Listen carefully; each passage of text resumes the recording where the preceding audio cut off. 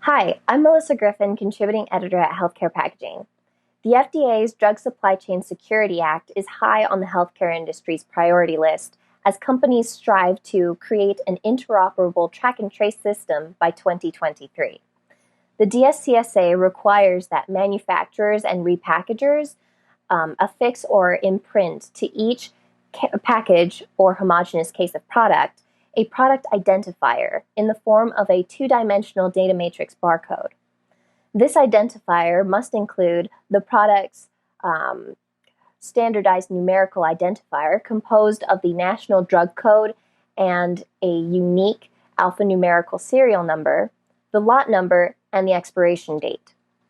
This allows pharmaceuticals to be tracked and traced from manufacturer to receiving docks of healthcare providers at the unit of sale. However, hospitals or those at the unit of use level are not within the scope of DSCSA, resulting in a time-consuming, tedious manual track and trace implementation process. Fresenius Kabi, a GS1 US member and healthcare company that specializes in life-saving medicines and technologies for infusion, transfusion, and clinical nutrition, has started implementing RFID tracking into medication inventory at the request of its customers, mainly pharmacies and hospitals, to remove that manual process. RFID implementation was slowed due to the pandemic, but in fall of 2020, Fresenius Kabi became the first pharmaceutical manufacturer to embed medication identification data into an RFID tag, relying on GS1 US standards to provide full interoperability and compatibility.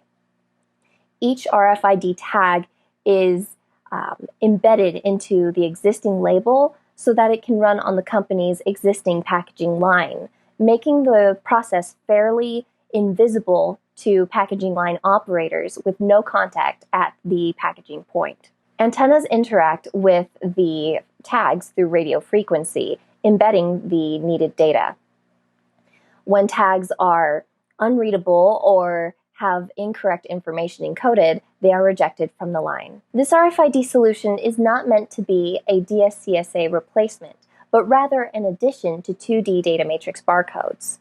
They work as an added layer of protection for pharmaceutical integrity for the sake of patients, while saving healthcare providers time and providing precise inventory control throughout hospitals. Fresenius Kabi reports that its customers have been responding positively to its RFID tracking system, called Plus RFID, and the company believes that RFID is gaining momentum throughout the United States, with a current 11% of hospitals using the technology. The company further explains that using the GS1 standards allows it to work with all of its customers' RFID tracking system vendors, which allows those customers to choose the system that best fits their needs. For more on the pros and cons of Fresenius Kabi's RFID implementation and GS1 US's involvement in developing Plus RFID, read the full story at the URL on screen. And stay tuned as Karen Sukni provides a recap on educational opportunities in connected packaging at EXPO Las Vegas.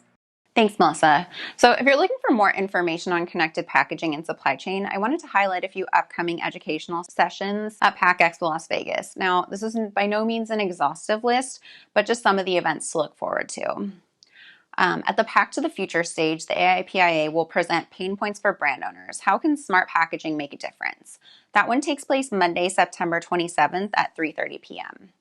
Also on Monday at 4 p.m., Markham and Maj is offering an innovation stage session on optimizing packaging operations and ensuring compliance and protecting your brand. On Tuesday at 1:30 at the Pack to the Future stage once again, SpecRite will present the transition of packaging to a digital world through data.